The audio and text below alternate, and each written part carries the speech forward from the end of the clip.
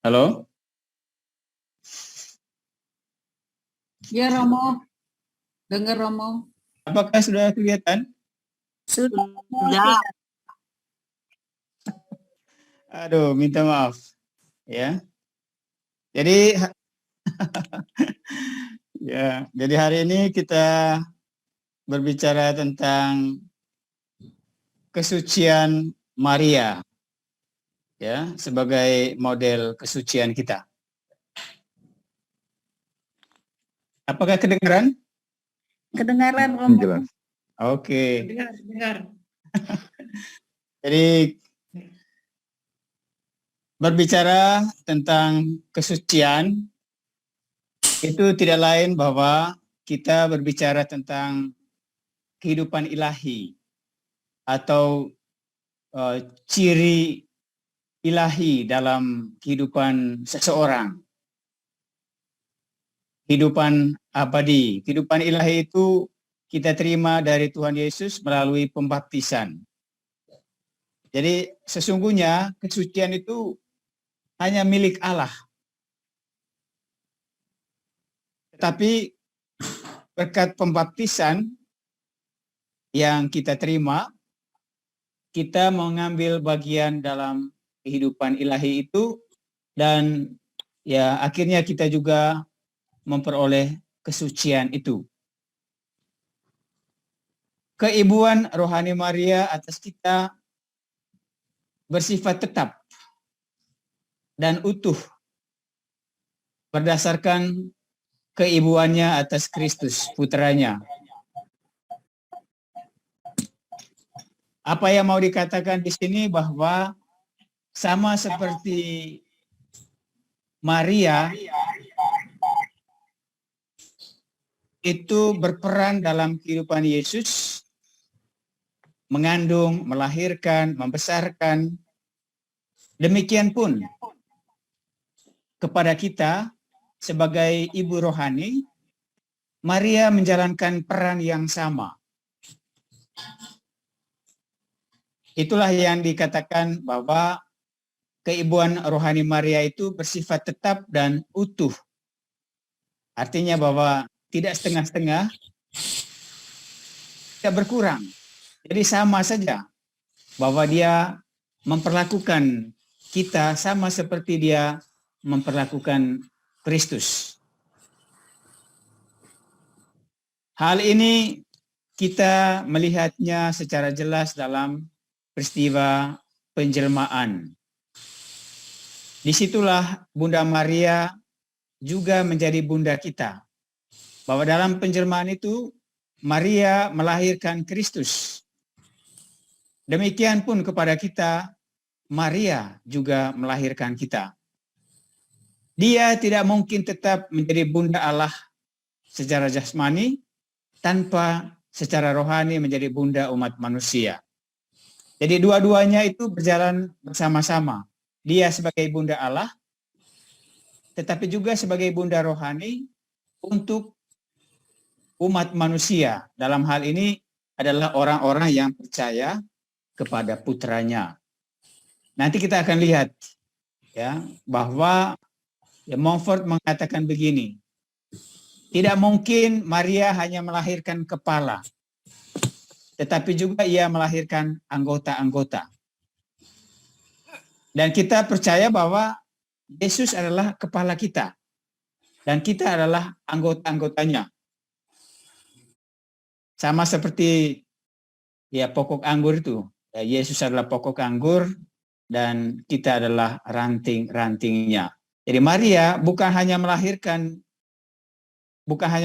pokok itu, bukan hanya melahirkan kepala, tetapi juga dia melahirkan anggota-anggota, yaitu orang-orang yang percaya kepada Kristus. Berkat relasi keibuan dan fisiknya dengan Kristus sang kepala, Maria berada di tempat yang paling istimewa dalam keibuan dengan seluruh gereja. Jadi apa yang memungkinkan bahwa sekarang ini Maria sebagai ibu gereja itu hanya karena bahwa dia adalah Bunda Kristus, sang kepala kita. kalau kita tidak dibaptis atau kalau kita tidak mengambil bagian dalam Kristus, maka tidak mungkin Ibu Maria ini menjadi ibu kita secara rohani. Jadi itu hanya mungkin oleh karena Kristus adalah kepala kita.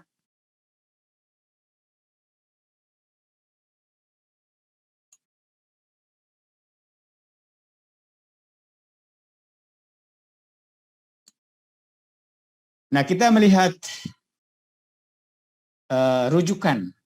rujukan terhadap apa yang menjadi tema kita sore hari ini, ya, tentang kesucian Ibu Maria ini. Kesucian Santa Perawan Maria yang patut dicontoh adalah kebajikan Injili yang tegas. Itu dikatakan di dalam Marialis Cultis, sebuah dokumen yang berbicara tentang Bunda Maria. Ya, mau dikatakan di sini bahwa ya kesucian Bunda Maria itu karena dia melaksanakan atau dia melakukan hal-hal apa yang diajarkan oleh Injil di dalam kitab suci. Nanti kita akan melihat apa saja yang dikatakan dengan kebajikan Injil itu. Lalu dalam Injil Lukas dikatakan bahwa berbahagialah ia yang telah percaya, sebab apa yang dikatakannya kepadanya dari Tuhan akan terlaksana.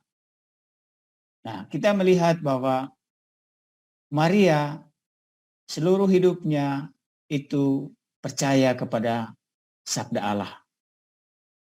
Sejak dia menerima kabar gembira sampai di bawah kaki salib, Maria sepenuhnya taat kepada sabda Allah. Jadi iman Maria yang mau terlibat dalam menerima sabda Tuhan, itulah yang menjadi ciri kesuciannya. Itulah yang mau dikatakan dengan kebajikan Injil itu, yaitu iman itu. Iman adalah salah satu kebajikan Injili. Dan Maria telah memperlihatkan itu dalam seluruh hidupnya. Lalu kebajikan yang kedua adalah kebajikan Injil yang kedua adalah amal kasih. Amal kasih Maria terhadap orang lain. Kita melihat itu misalnya dalam Injil Lukas, bab 1 ayat 39. Berangkatlah Maria langsung berjalan ke pegunungan menuju sebuah kota Yudea, di mana dia mengunjungi Elizabeth, ya, saudarinya.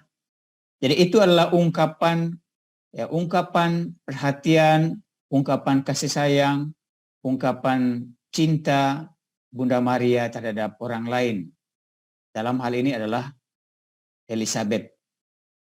Jadi dia tidak menunda-nunda, tetapi dengan segera dia melakukan kunjungan itu. Jadi itu adalah bagian dari kesucian. Lalu kebajikan yang ketiga adalah harapan. Harapan Maria yang tak tergoncangkan.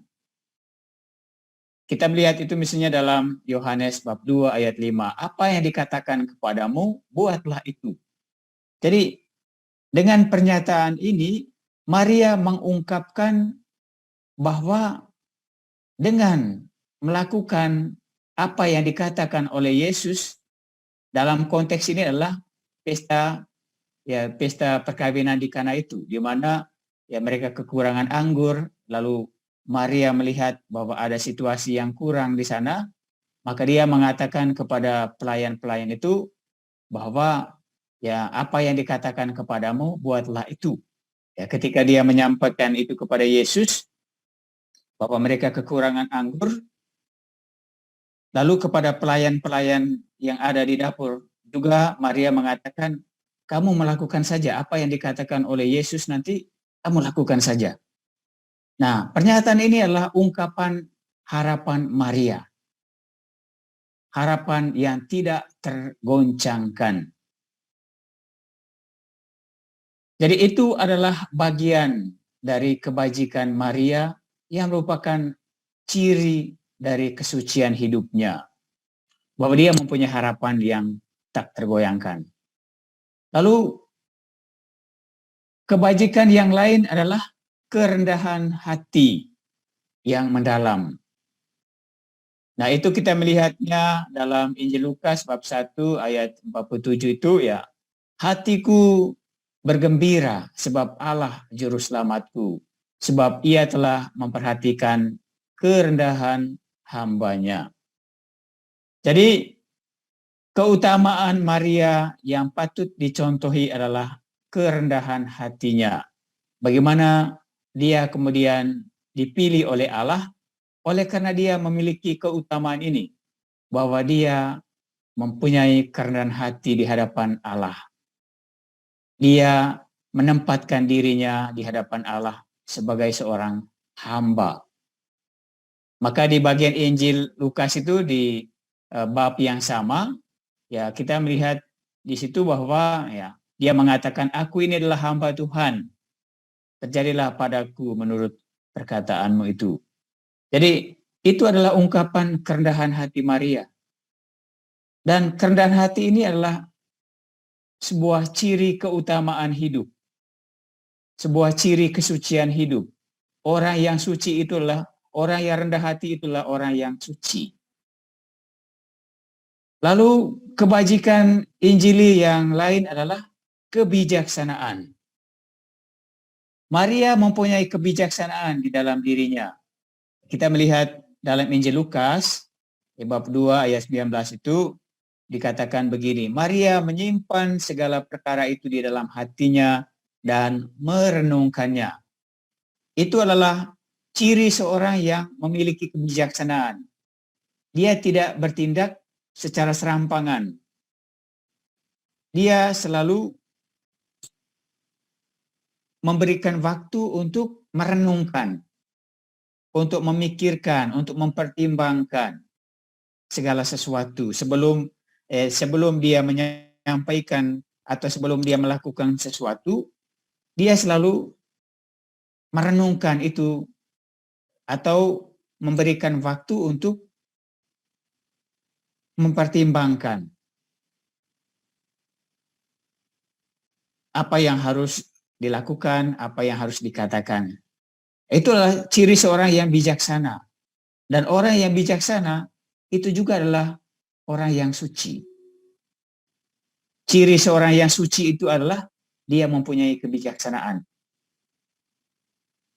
Nanti ini berbeda dengan orang-orang yang ceplos-ceplos, orang-orang yang dikatakan bahwa bertindak dulu baru berpikir, ya bukan berpikir baru bertindak. Nah, Maria ini mempunyai ciri itu. Dia selalu bertindak setelah dia merenungkan. Jadi kebijaksanaan itu mengungkapkan kesucian hidup Maria.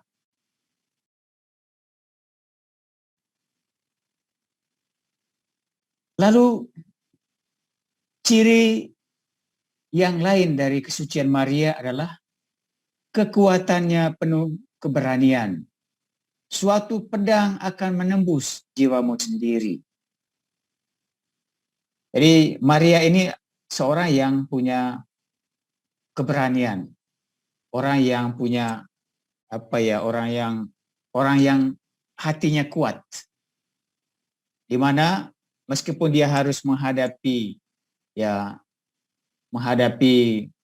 salib yang besar di hadapannya, ya suatu tantangan yang besar di hadapannya, sebagaimana diramalkan oleh Simeon itu, ya suatu pedang akan menembus jiwamu sendiri, tapi Maria tidak gentar dengan semua itu, ya dia tidak takut, ya kenapa? Karena dia mempunyai iman, karena dia mempunyai harapan kepada Allah. Jadi itulah ciri kesucian Maria, ya orang yang memiliki keberanian yang kuat. Lalu kebajikan lain dari Maria adalah kemurnian hatinya, kemurnian hidupnya. Dalam Lukas bab 1 ayat 26 dikatakan, aku belum bersuami. Artinya apa? Bahwa dia sepenuhnya milik Allah, bukan milik siapa-siapa. Dia adalah milik Allah semata-mata.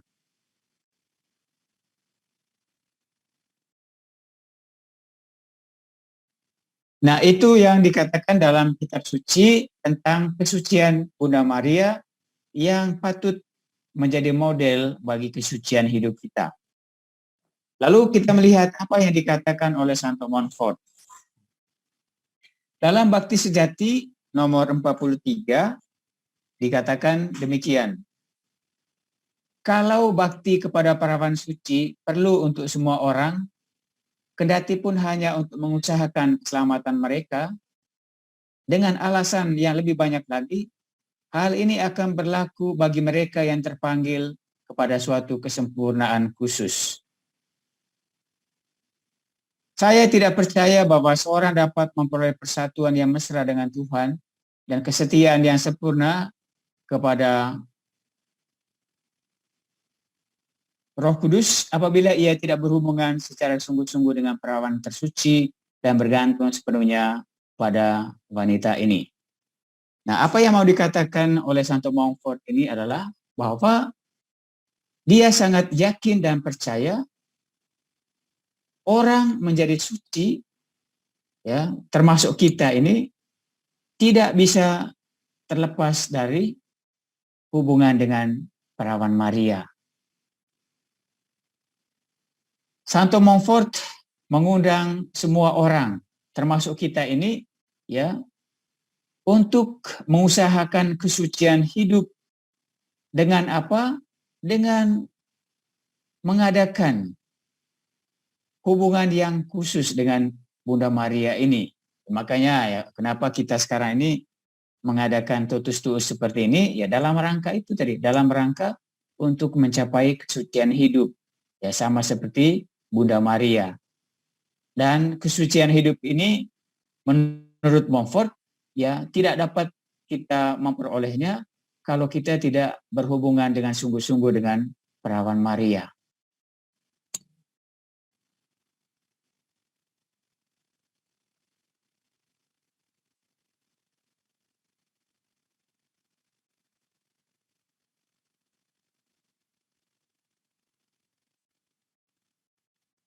Lalu dalam Bakti Sejati nomor 45, Montfort mengatakan begini, hanya kepada Maria Allah memberi kunci ruang penyimpanan harta kasih ilahi.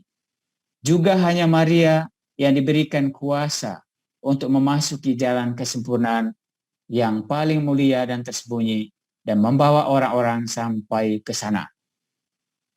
Jadi itulah keyakinan Montfort. Ya, kalau kita tadi malam mengikuti seminar yang dibawakan oleh Pater Fidel, Pater Arnold, dan Pater Goris, ya dikatakan juga hal yang sama. Ya, kita sudah membahas tadi malam dengan sangat baik. Jadi Montfort sangat yakin bahwa hanya kepada Maria lah Allah memberikan kunci ruang penyimpanan harta kasih ilahi itu. Siapa atau apa itu harta kasih ilahi itu? Ya tidak lain adalah Yesus Kristus itu sendiri. Dalam rangka untuk mencapai atau menjadi seperti Kristus, maka ya kita harus memilih Maria sebagai jalan menuju ke sana. Lalu kemudian dalam tulisan Bakti Sejati yang sama, ya Montfort mengatakan begini, orang-orang kudus yang terbesar, mereka yang paling kaya akan rahmat dan keutamaan akan berdoa dengan sangat tekun kepada perawan tersuci.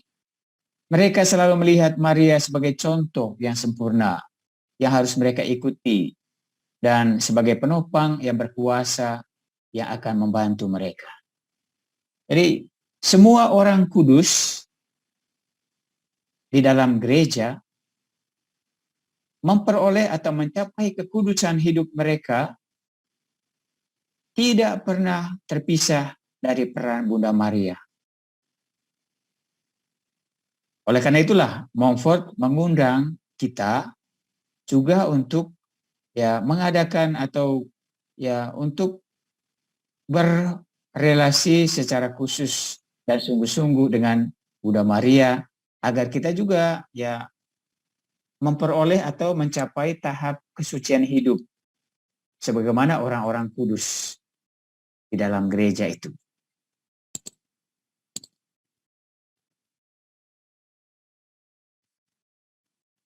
Lalu dalam Bakti Sejati 257, Montfort juga mengatakan, sekarang kita akan membicarakan bentuk-bentuk batiniah. Bentuk-bentuk ini sungguh membawa kesucian bagi semua orang yang dipanggil oleh Roh Kudus kepada kesempurnaan yang tinggi. Secara singkat, dapat dikatakan bahwa segala tindakan yang kita lakukan melalui Maria, dengan Maria dan dalam Maria dan untuk Maria, bertujuan untuk dilakukan lebih sempurna melalui Yesus Kristus, dengan Yesus Kristus, dan untuk Yesus Kristus. Jadi, yang mau dikatakan oleh Santo Montfort dalam nomor ini adalah bahwa bakti kita kepada Maria bukanlah hanya bersifat lahiriah belaka, tetapi harus bersifat batiniah.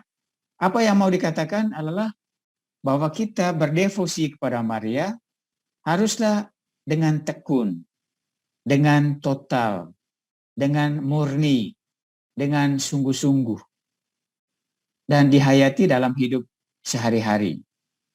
Jadi bukan hanya sekadar ikut-ikut, bukan hanya sekadar kita berdoa saja, tapi bukan hanya sekadar ikut organisasi rohani ini, organisasi rohani itu, tetapi apa yang paling penting dari suatu devosi adalah bahwa kita menghayati itu dengan sungguh-sungguh dalam hidup dan perbuatan-perbuatan kita, dalam relasi kita dengan orang lain.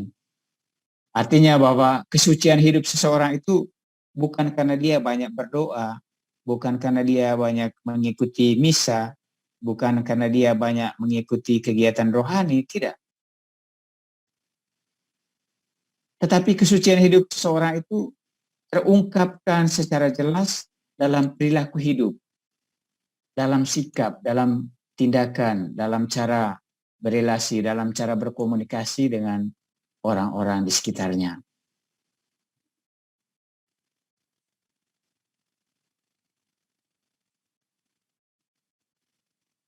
Elizabeth mengatakan, siapakah aku ini sampai ibu Tuhanku datang mengunjungi aku?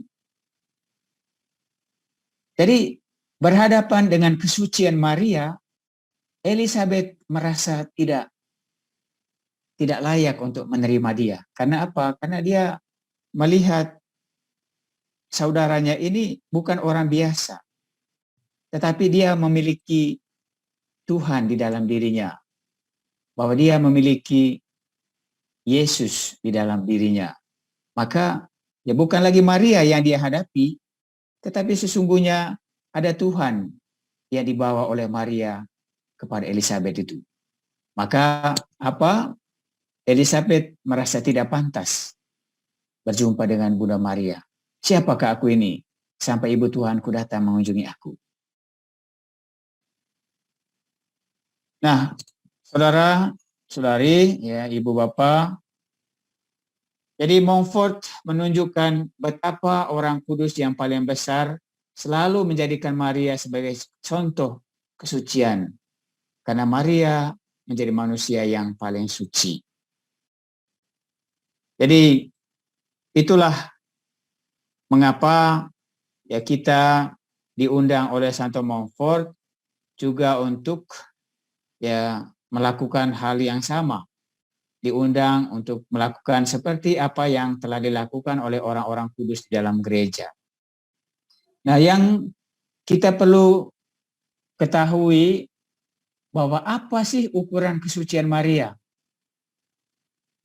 Nah, kita melihat di sini bahwa dia dinaungi oleh rahmat istimewa. Jadi kalau kita bertanya apa kelebihan, apa keunggulan Bunda Maria dari kita semua? Maka di sini kita melihatnya pertama, dia dinaungi rahmat istimewa.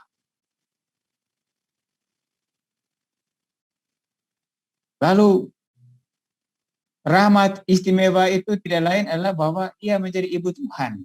Ya, tidak semua orang menjadi ibu Tuhan itu. Ya. Allah tidak memilih orang lain, tetapi ya, dia hanya memilih Maria. Nah, itulah keistimewaan dia. Lalu keistimewaan yang lain dan yang kita lihat, ya, terutama di dalam peristiwa penjelmaan itu adalah bahwa Yesus bersemayam dalam rahim Maria. Dia tidak bersemayam di dalam rahim orang lain. Ya, dia hanya bersemayam di dalam rahim Maria.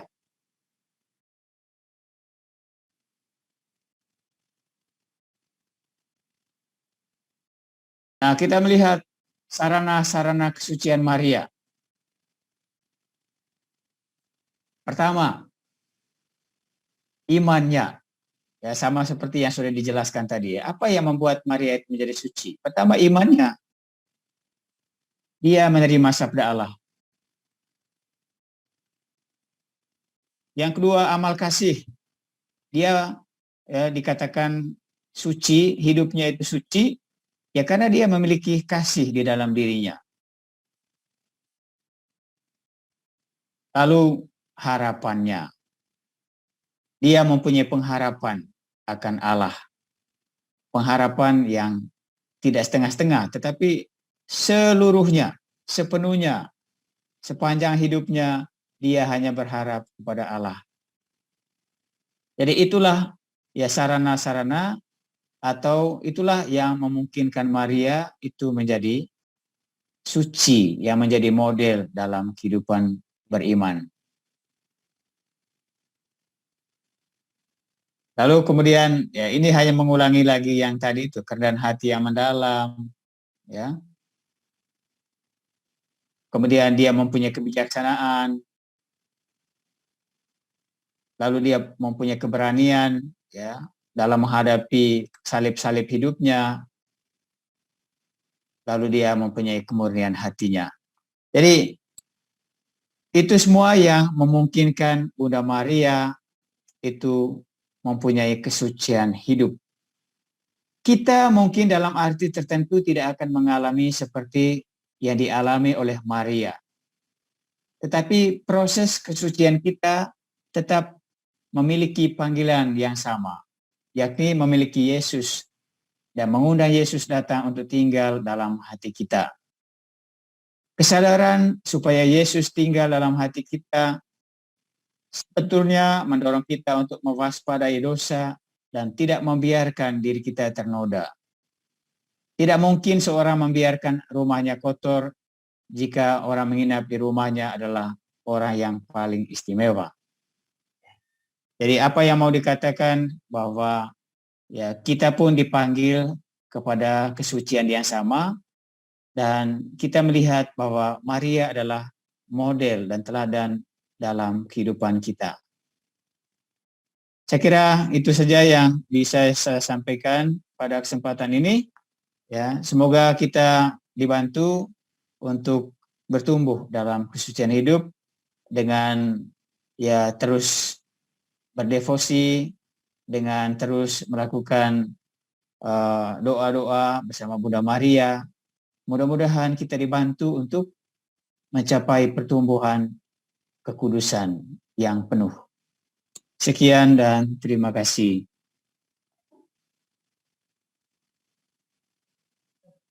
Halo? Ya, terima kasih Ya, Romo makasih, Romo. atas Terima kasih, paparannya. yang Ya, begitu terima kasih. menarik. Terima kasih, Romo. Ya. Apabila teman-teman mungkin ada yang mau bertanya, silahkan melalui chat ataupun langsung. Jangan di chat, nanti saya belum fasih saya menggunakan alat ini. Baik. Nanti Langsung bisa saja.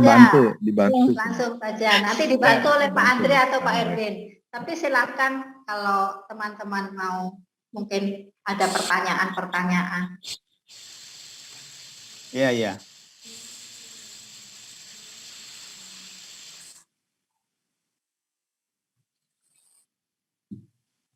Jadi mungkin ada pertanyaan atau semuanya jelas? Kalau Sangat pertanyaan jelas sih. yang di luar ini bisa mau. Boleh, boleh. Ini kan kita sharing-sharing. Ya. Ya. Mau bertanya mengenai pengalaman Romo sebagai Montfortan dalam kehidupan, ya, dalam kehidupan. Apakah memang selalu Ya. Romo mengandalkan Bunda Maria dalam segala hal, atau mungkin ini hanya bagian daripada bagian daripada visi hidup Romo memang mempertahankan berdasar ke Bunda Maria, ataupun ada hal-hal lain yang memang Romo dalam kehidupan penyerahan itu bisa melalui Yesus. Nah, ini dua sumber. Apa menurut Romo ini dua sumber yang berbeda atau memang dua sumber yang menjadi satu? Melalui Yesus atau mulai Ya, Bunda ini Maria? Demikian. pertanyaan. Terima kasih. Ya, Jadi ini pertanyaan yang bagus dan memang sudah sering sekali ini pertanyaan muncul di di webinar begini ya. Jadi sudah berkali-kali dijelaskan dan mungkin di sini tadi mau pengalaman ya. Tapi ya pengalaman saya yakin dan percaya bahwa devosi saya selama ini sejauh saya sudah menjadi Montfortan, sudah hampir 22 tahun saya menjadi Montfortan. Maaf 13 ini tahun menjadi imam. udah waktu Angelus, ditahan dulu sebentar ya. Kita Angelus dulu ya. Oke. Ratu surga Pak Andre. Sorry, Ratu surga ya, ini masuk ya. Sorry, maaf ya, Ratu surga, silakan Pak Andre. Oke.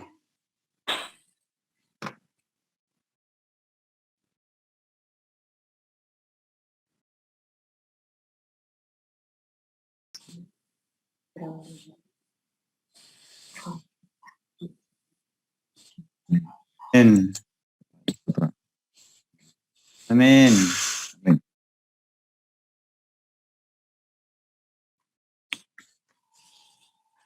Ya, silakan mau dilanjutkan mau. Ya. Jadi sudah 13 tahun menjadi imam Montfortan, 22 tahun sebagai biarawan Montfortan. Dan sejauh ini saya merasakan bahwa saya sampai pada saat ini bertahan setia oleh karena devosi kepada Bunda Maria ini. Ya. Oleh karena pembaktian diri yang saya hayati dalam hidup kami setiap hari. Ya. Jadi saya seorang yang bertipe seorang yang yang berkobar-kobar ya. Jadi punya semangat hidup yang sangat tinggi, punya semangat untuk melayani yang begitu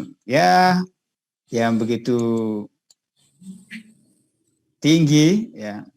Di Labuan Bajo saya mungkin yang dari Labuan Bajo bisa juga bagaimana para Montfortan melayani di sana. Ya, saya melihatnya karena buah-buah dari devosi kepada Bunda Maria.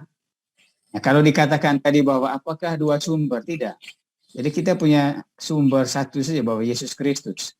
Ya, apa yang mau dikatakan bahwa devosi kepada Maria itu ya bukanlah tujuan akhir, tapi tujuan akhir kita adalah kepada Yesus Kristus. Jadi Maria membantu kita bertumbuh dalam kesucian hidup itu, ya, bertumbuh untuk mencapai keserupaan dengan Yesus, bertumbuh untuk mencapai ya gambaran sebagai seorang gembala seperti Yesus, ya. Dan itu dibantu dengan apa? Dibantu dengan devosi kepada Bunda Maria ini. Ya, pembaktian diri itu ya, totalitas, ya, kemudian lepas bebas, kemudian dengan tanpa pamrih, ya, dengan ikhlas, dengan dengan sepenuh hati, tidak setengah-setengah, dengan segera, dengan cepat, dan tidak menunda-nunda. Dan itulah yang ada pada kami, termasuk saya gitu. Jadi ya, kita tidak pernah yang namanya menunda-nunda, selalu bertindak cepat, ya, seperti yang dikatakan oleh Santo Montfort. Seorang Montfortan itu orang yang memiliki spirit seekor rusa, gesit, lincah, ringan, cepat, ya, bukan seperti seekor kura-kura, dia bilang, ya. Kalau kura-kura itu lamban, malas-malasan, ya, kemudian menunda-nunda, ya, itu kura-kura. Tapi seorang Montfortan itu seorang yang memiliki spirit seekor rusa. Itulah yang kami hidupi, termasuk saya. Ya, jadi dan itu semua ya kami bertumbuh dalam pembaktian diri yang diajak oleh Montfort ini.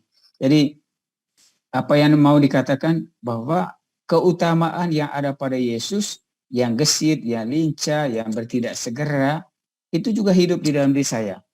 Dan itu saya yakini oleh karena apa? Oleh karena bantuan devosi atau pembaktian diri kepada Bunda Maria ini. Jadi itu yang dapat saya katakan secara singkat. Ya. Baik, mau jelas mau. Ya. Dari Labuan Bajo, Romo, selamat sore. Mungkin bisa sharing ke Pater. Pater Masa, selamat bertemu kembali. Akan tergantung di peserta yang lain. Ayo, silakan saja. Boleh. Bisa kah? Oh, ya. Bisa. Halo semuanya. Saya mau sharing sedikit Pak Erwin. Ya, silakan Bu Vin.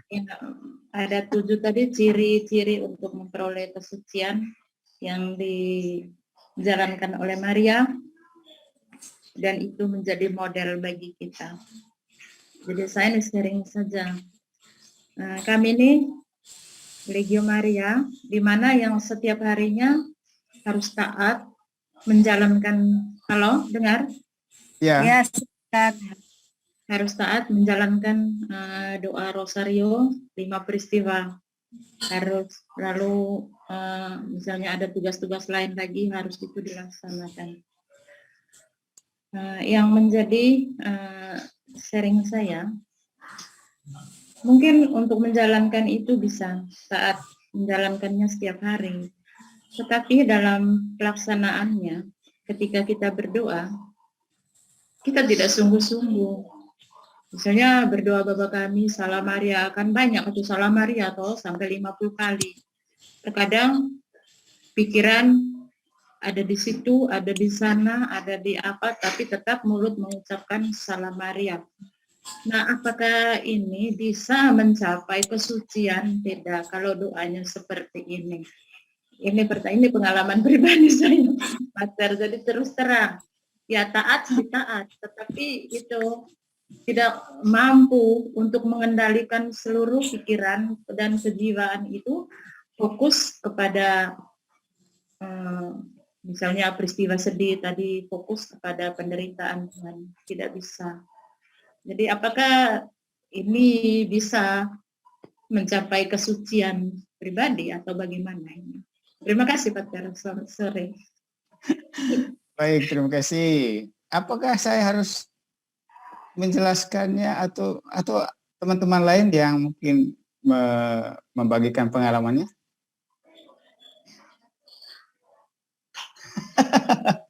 Halo? Ya gitu, mau kita kadang-kadang secara psikologinya memang gitu. Kalau kebiasaan berdoa sudah di luar kepala kan otomatis alam bawah sadar gitu mau. Jadi ngereceh saya terus pikiran kemana-mana mau. Itu sih alami sih mau ya. Iya. Ya, saya mungkin sedikit sharing untuk memberikan tips supaya doa itu memang benar-benar kita daraskan, kita hidupi doa itu kita mencari waktu yang tepat.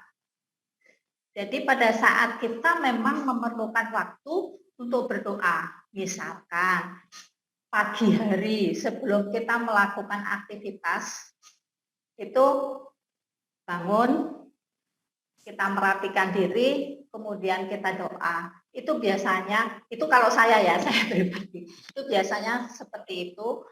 Atau malam hari setelah menyelesaikan semua kegiatan kehidupan, mungkin saya akan berdoa, misalkan doa rosario ataupun doa-doa lain yang saya lakukan. Saya juga seorang legioner, jadi seperti itu supaya waktu kita tuh memang betul-betul waktu hening, waktu di mana kita harus berbicara bersama Maria untuk Yesus. Jadi seperti itu. Tidak mungkin pada saat siang kita masih banyak pekerjaan, banyak pikiran, kita berdoa pasti melayang-layang itu.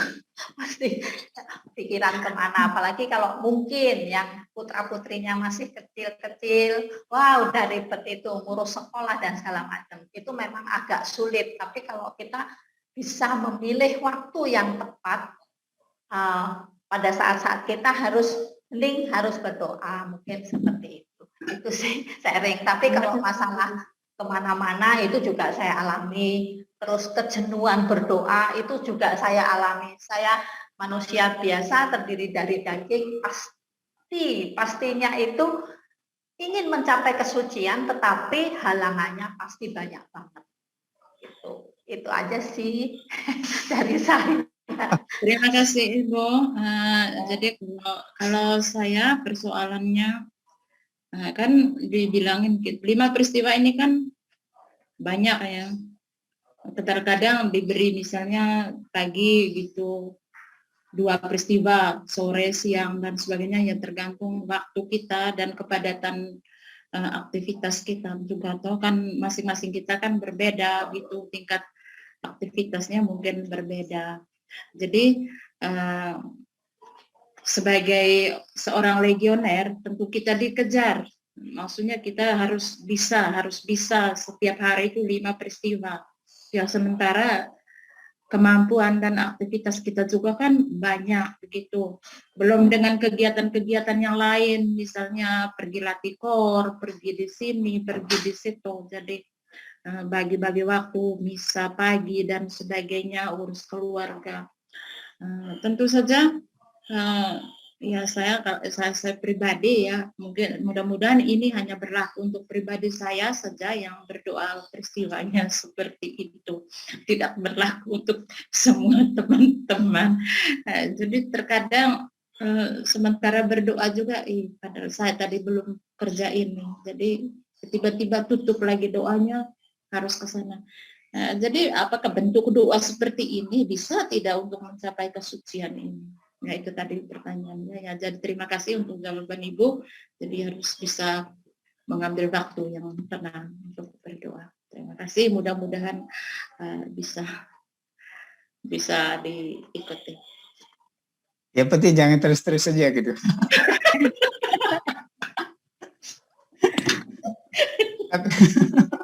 Gini, kalau prinsip saya gini, ya, kita itu berdoa bukan karena aturan ya, bukan karena ini aturan legio harus gini loh, harus 15, harus ini, tidak. Sama seperti novena itu loh, harus 9 hari, harus jam 3, harus jam 2. Kalau di luar itu berarti tidak ada lagi rahmat, itu tidak ada, pokoknya batal sudah. Loh, kenapa harus dibatasi oleh aturan-aturan? Apakah rahmat itu dibatasi oleh aturan-aturan? Ya, bisa paham? Bisa. Tidak dibatasi oleh aturan. Apakah kemudian kalau kita tidak berdoa 5 peristiwa itu loh, tidak, ya, karena ada hal-hal yang membuat kita tidak bisa melakukan itu gitu, ya. Apakah kemudian itu rahmat Allah itu kemudian ya udah tutup bagi kamu? Tidak bisa begitu dong. Jadi apa yang paling penting ajaran Yesus yang berdoa terus-menerus itu adalah bahwa ya, kita mempunyai kesadaran tentang kehadiran Allah dalam hidup kita setiap hari. Maka ya setiap hari kita mempunyai waktu untuk Dia juga gitu. Ya, apakah itu satu kali Salam Maria, apakah itu satu kali Bapa Kami, apakah itu mau 10 kali, tapi itu berangkat dari kesadaran bahwa ya hidupku bergantung sepenuhnya kepada Tuhan. Maka adalah suatu kewajiban moral juga dalam diri saya untuk selalu bersyukur kepada Dia, untuk selalu menyembah Dia gitu. Jadi tidak berdoa karena saya ini aturan Legio ini harus begini, aturan KSM itu begini. Tidak, bukan karena itu. Jadi saya selalu mengatakan kepada umat itu bahwa kita itu berdoa bukan karena aturan dari apa harus begitu, harus begini, tidak. Ya kalau kita novena misalnya jam 3 itu. Ya, kalau kita tidak mempunyai waktu jam 3 itu karena ada hal yang mendesak untuk sehingga dibatalkan. Lalu apakah kemudian jam 5 kita tidak boleh berdoa kepada Tuhan? Jam 6 tidak berdoa kepada Tuhan? Karena rahmat itu sudah lewat karena hanya jam 3 saja? Kan tidak. Jadi ya sejauh kita mempunyai waktu untuk Tuhan, kapan kita mempunyai yang tadi Ibu bilang itu sungguh-sungguh mempunyai waktu yang tepat untuk Dia gitu, berdoalah. Berdoalah di dalam kamarmu, ya, dalam hatimu, dalam yang tersembunyi itu gitu. Jadi berdoalah. Ya, mau doa apa saja gitu. Apakah mau seperti 15 peristiwa tadi itu, atau kalau mampu ya 1 peristiwa udah. Yang penting berdoa ya dengan apa? Dengan seluruh hatimu, dengan seluruh dirimu, ya, dengan kesadaran bahwa Allah itu hadir, bahwa Allah itu ya patut disembah dan segala macam itulah. Ya. Jadi Montfort mengatakan begini ya, bahkan 1 Salam Maria saja itu sudah cukup, dia bilang. Ya. Kalau tidak bisa lagi misalnya 15, 10, 20 peristiwa, 15 peristiwa, 10 peristiwa, 5. Cukup 1 Salam Maria, asal engkau berdoa dengan seluruh hatimu, maka itu akan membuatmu akan ya itu bertumbuh dalam kesucian itu ya. Terima kasih. Ya, Nah, ya betul. Iya. masih ada waktu boleh menyampaikan ini. Boleh sharing sedikit? Masih ada waktu. Pak Masih, Erwin? silakan Bu Felis. Banyak. Jadi saya melihat tadi kebajikan Maria di dalam kesuciannya itu, imannya dia menerima sabda Allah. Mungkin pengalaman pribadi ini kita terima sabda Allah, tetapi tidak seperti Maria sepenuhnya. Kalau amal kasih ini terhadap orang lain, terhadap sesama, itu kita lakukan di dalam kehidupan sehari-hari. Nah, di dalam kehidupan sehari-hari ini seperti Maria, kita mengunjungi Elizabeth tadi, merasa kegirangan kalau dikunjungi. Terus di harapan yang tak tergoncangkan dari Maria ini, terus kerendahan hati. Itu di dalam kenyataan hidup, baik pribadi ataupun pengalaman kita melihat saudara, tetangga, harapannya ini yang sedikit kita sebagai manusia ini goncang. Contohnya ketika kita ditimpa musibah, atau dengan juga di keberanian ini, kekuatan yang penuh keberanian, ketika kita ditimpa musibah atau mengalami suatu kejadian sakit atau apa, terkadang harapan total itu jarang kita tidak berharap secara total. Masih ada kita sebagai manusia ini yang masih mencari harapan-harapan lain selain kepada Kristus. Jadi itu mungkin yang untuk pencapaian kesucian seperti Bunda Maria itu yang mungkin kita masih kurang karena kita sebagai manusia biasa. Jadi harapan yang tak tergoncangkan itu masih diganggu lah oleh hal-hal duniawi. Kadang ketika kita sakit, kita tidak berharap total, kita tidak ke rumah sakit. Kadang masih ada yang mencari ke dukun, Romo. Itu yang ya kita bicara kenyataan yang kita alami. Jadi ini, tapi bagaimana tipsnya kita penyerahan total gitu, harapan kita hanya kepada Tuhan. Itu kami hanya minta tips dengan kerendahan hati. Terkadang kita di mana di tempat kerja, kerendahan hati itu contoh nyata itu kita kadang tidak mendengarkan sesama. Jadi kita masih memikirkan bahwa kita yang lebih. Jadi kami hanya minta tips saja, mungkin ada tips atau pengalaman dari pater, dari teman-teman untuk mencapai itu harapan itu yang ini, iman terus harapan yang tak tergoncangkan dengan kerendahan hati.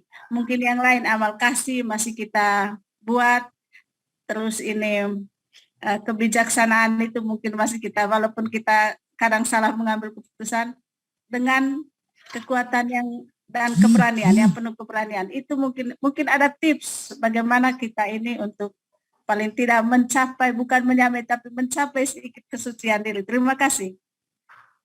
Terima kasih.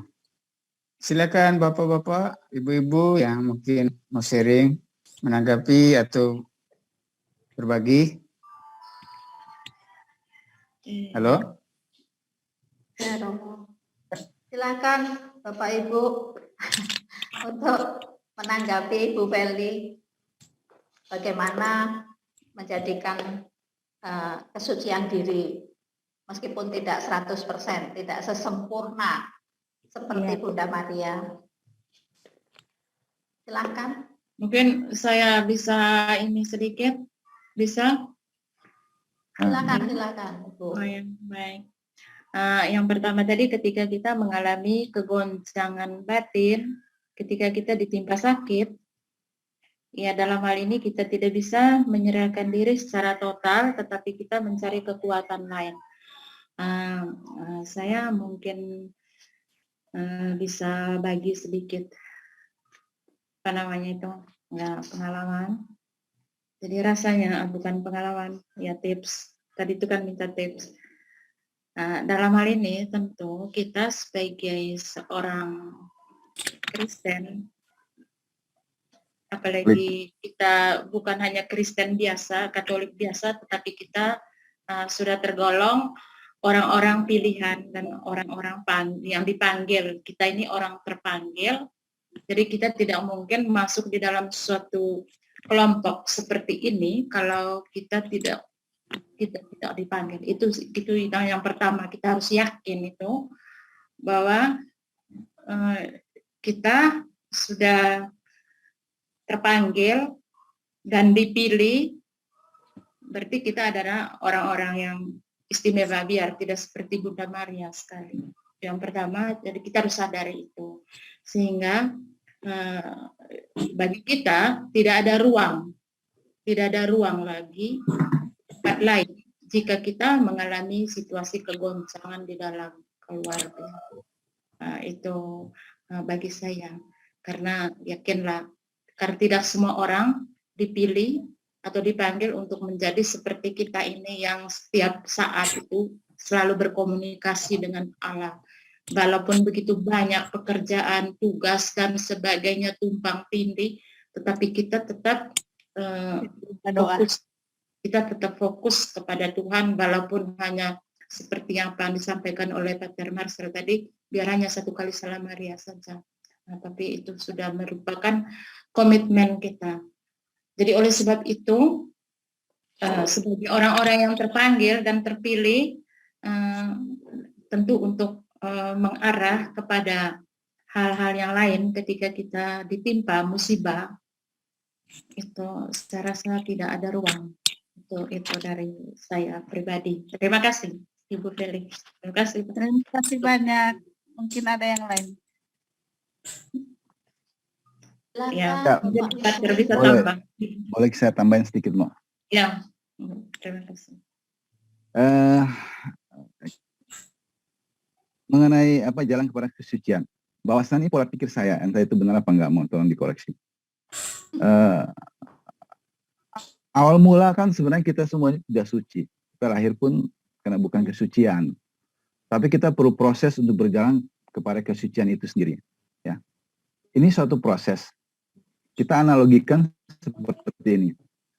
Karena ketidakkesucian, kita akan berjalan kepada kesucian. Kita menjadi sebuah kesucian. Mana akan lebih baik?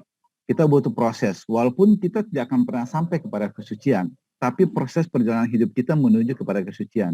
Kalau jarak antara ketidaksucian dan sucian ini 5 kilo. Dalam kehidupan kita akan berproses dan kita akan berusaha untuk ke kesucian. Tapi proses ini berhenti pada 5 kilo dan kita tidak sampai ke kesucian. Alangkah baiknya ini kita lakukan atau kita terdiam saja dan kita tidak punya niat untuk berubah untuk menjadi kesucian. Artinya dalam 0 km kita tidak akan pernah bergerak untuk mencapai kepada kesucian. Saya lebih memilih berproses. Saya pribadi mungkin saya tidak akan menuju kepada kesucian yang real. Kesucian itu kan abstrak.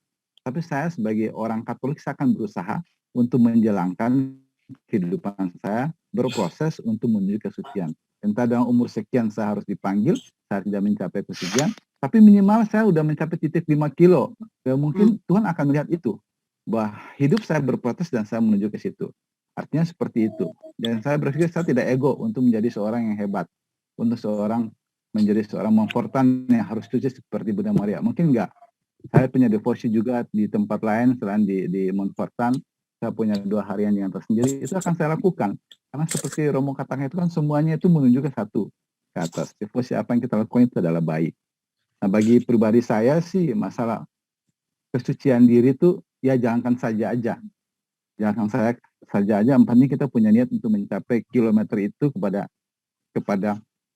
tujuan akhir walaupun itu tidak sampai. Demikian analogi yang bisa saya sampaikan. Terima kasih, Mak.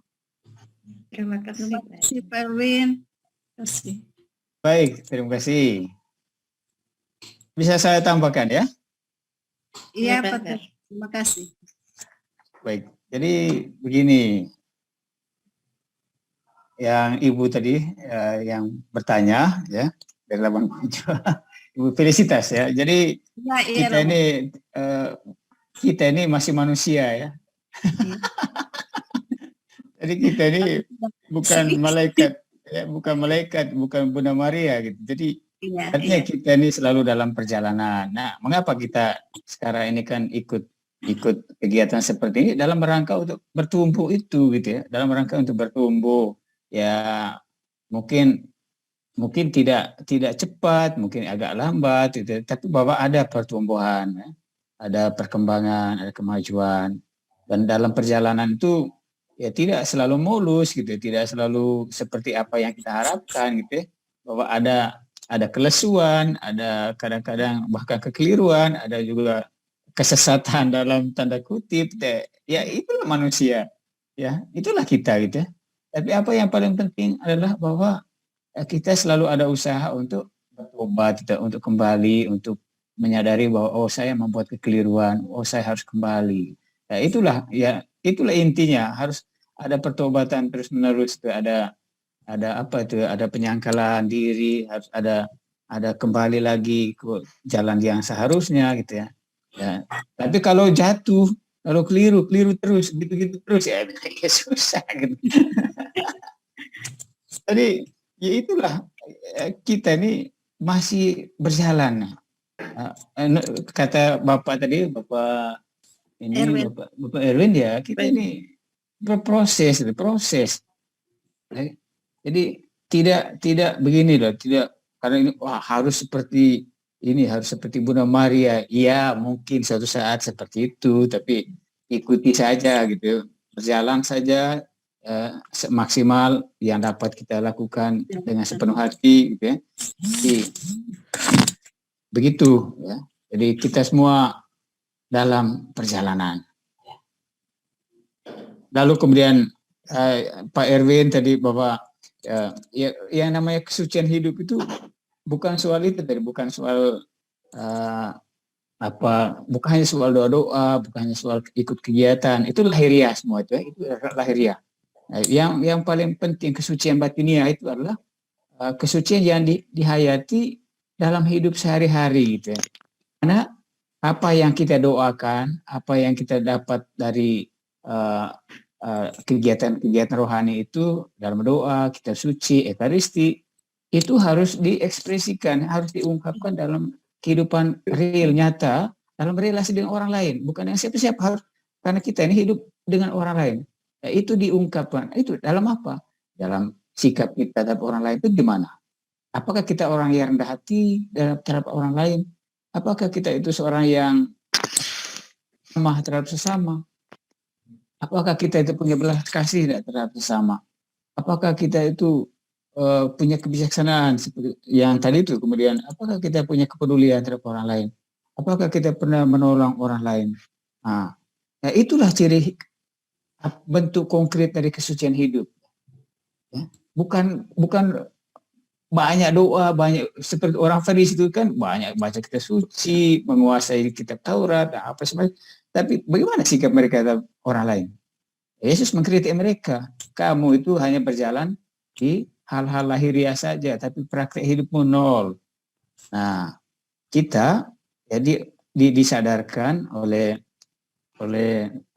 ajaran Kristiani maupun oleh ajaran Montfort bahwa ya hidup kita sebagai orang kudus itu yang masih juga berproses ini ya diungkapkan, ya kesucian itu diungkapkan dalam hidup sehari-hari. Belajarlah, ya belajar rendah hati, belajar untuk peduli, belajar untuk berbuat baik dengan orang lain. Ya, disitulah kita bertumbuh. Ya. Begitu ya. Bisa dipahami ya? Ya, Bisa. Terima kasih banyak pencerahannya. Saya ingin dari Bu Yayu. Jadi terima jangan kasih Romo. Ini Pak Erwin mau sampai jam berapa? Apa sudah selesai? Bagaimana Romo? begini ya, jangan terlalu nafsu untuk menjadi kudus. Untuk itu sih Pak tidak hanya Tidak maksudnya itu, gurau aja. salam. Maksudnya Bapak kita ini berjalan bahkan dalam hal-hal yang paling sederhana. Ya, bahkan dalam hal-hal yang paling kecil gitu. Seperti Santa Teresia bilang, lakukanlah hal-hal hal-hal yang biasa tapi dengan cara yang luar biasa. Jadi ya, lakukan hal yang paling kecil yang sederhana, mulai dari rumah kita masing-masing tuh. Mulai dalam sikap kita terhadap suami, bagaimana sikap kita terhadap suami, bagaimana sikap kita terhadap anak-anak, bagaimana terhadap istri, di lingkungan keluarga dulu, jangan dulu keluar di dalam. Suami pulang malam-malam udah cemberut, mau ini suami kemana aja kerjaan segini baru pulang. Ya, belajar yang namanya belajar keutamaan itu ya di dalam keluarga pasti pertama itu. Keutamaan hidup ya. Begitu ya. Baik Romo, terima kasih. Terima kasih banyak Romo, terima kasih banyak. Marilah berdoa. Allah Bapa ya Maha Baik, kami bersyukur kepadamu karena Engkau telah berkenan menghimpunkan kami pada sore hari ini untuk mendalami tema tentang kesucian Bunda Maria, Bunda yang kami teladani. Kami bersyukur untuk perjumpaan, untuk persaudaraan, untuk kekeluargaan yang kami alami pada kesempatan ini.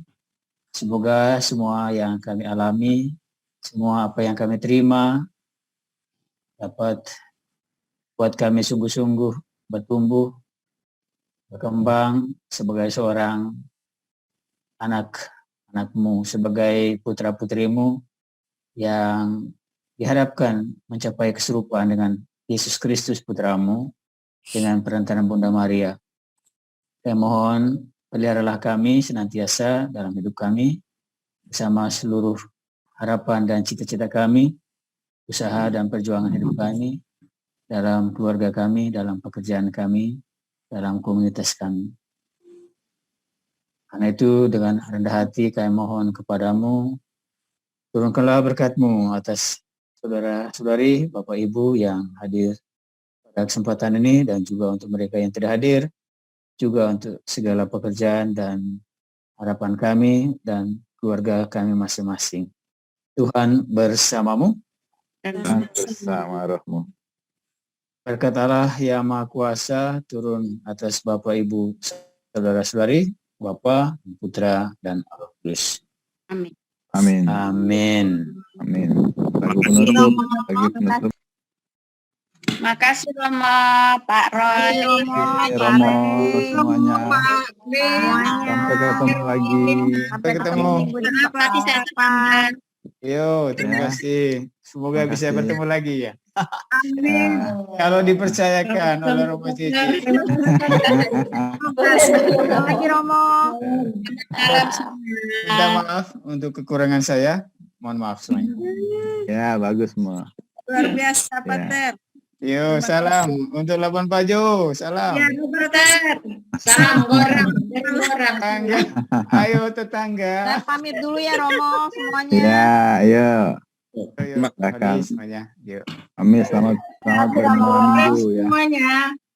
Ya, pamit ya semuanya. Yuk.